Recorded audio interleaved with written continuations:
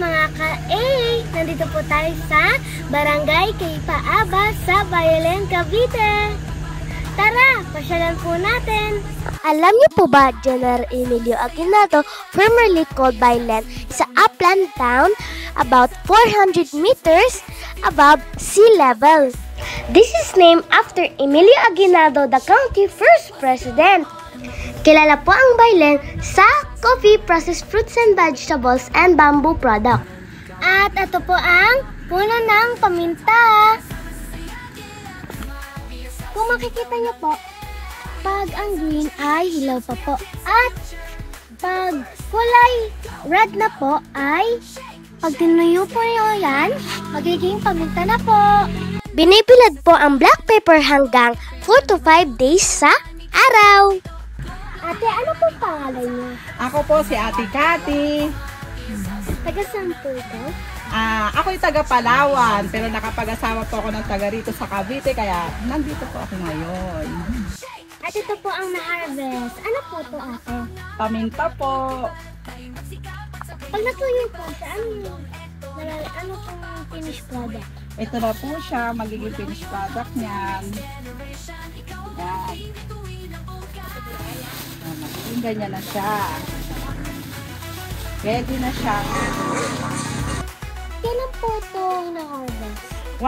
Once a year lang po ang pag-harvest ng paminta, tuwing buwan lang ng March or April. Ganun po ito. Ako.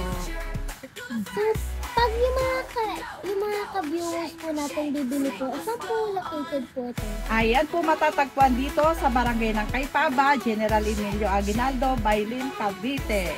Wow. So guys, mga ka-viewers, bumili na po kayo kay ate. Ate, ano po mga products na iba pa po? Maliban dito sa paminta, kami po ay nagbabay and sell ng mga saging. Ito po. Ang dami naman. Yan, may papaya po, mayroon po tayong diyas. Yan po, meron din pong lakatan. So ano po yung best selling sa product? Yung saging po, nasaba. Ito po siya.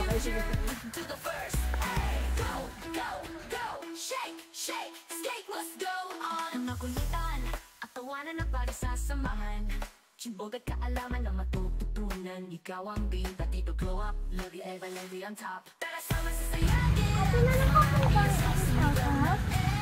Meron po. Shout out po sa mga taga Palawan. Hi po, nakarating po siya dito sa amin sa Barangay Kay Paaba. Thank you po. Welcome po.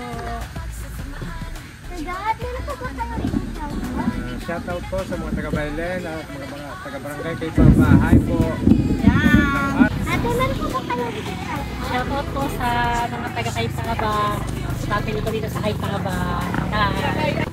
At nandito po tayo sa Kaykuli River. Tara, pasyalan po natin. At nakikita niyo po, meron po dito inuminan.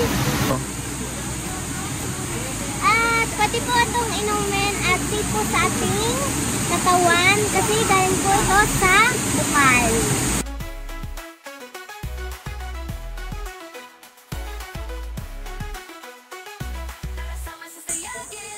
Dito po may cottage for 300 pesos. At ang entrance naman po ay 10 pesos. Marami pong ilog at super fresh katulad po sa Indang Cavite sa St. Anthony Falls. Perfect po ito sa summer. Kaya chill with Anya.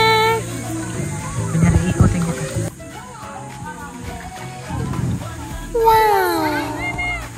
At meron po mga salpagitas dito na pwede pong i-rent. Katulad po nito sa ikot.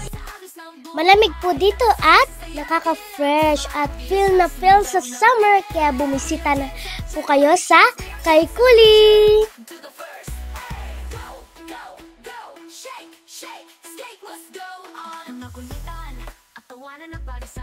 Hanggang sa muli mga ka-A. See you next adventure. Dito lang yan sa Kids Must Go On!